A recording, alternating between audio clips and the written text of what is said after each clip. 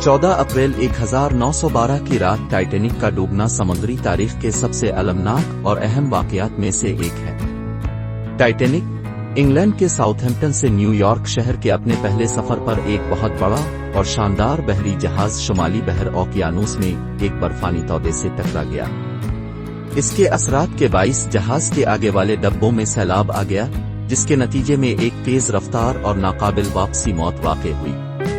Titanic पर सवार मुसाफिरों और अमले को बचाने की भरपूर कोशिशें की गईं। अमले ने वाटर टाइट दरवाजे बंद कर दिए और मुतासिरा कंपार्टमेंट से पानी निकालने की कोशिश की। ताहम नुकसान की हद वाज़ेह हो गई और ये वाज़ेह हो गया कि जहाज का डूबना ही मुक़द्दर था। जहाज के कप्तान एडवर्ड स्मिथ ने इनखला का हुक्म दिया, लेकिन दस्तयाब लाइफ बूट्स जहाज में मौजूद हर शख्स के लिए नाकाफी थी। जैसे जैसे हालात खराब होते गए, टाइटैनिक का कमान डूबने लगा, जबकि स्टर्न हुआ में बुलंद हो गया।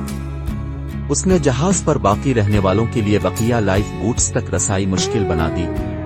बिलाखिर जहाज दो टुकड़े हो गया और दोनों हिस्से अलग अलग समंदर की गहराइयों में डूब गए। टाइटैनिक का डूबना तकरीबन 2 घंटे 40 मिनट तक जारी रहा।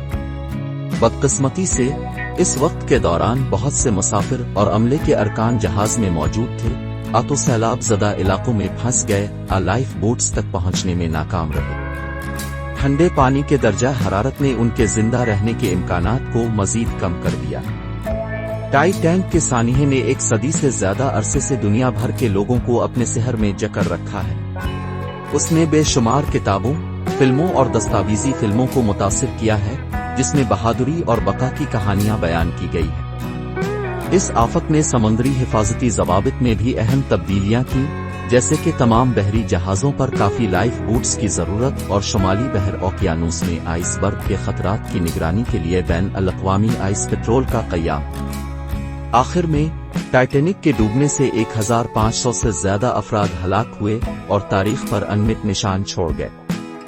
बर्फीले पानियों में जहाज का तेजी से उतरना और उसके नतीजे में होने वाले जानी नुकसान ने बरसों से गूंजती रही। टाइटैनिक का डूबना इंसानी कोशिशों की नज़ाकत और समुद्री सनत में हिफाजती इक़दामात की अहमियत की याद दहानी का काम करता है।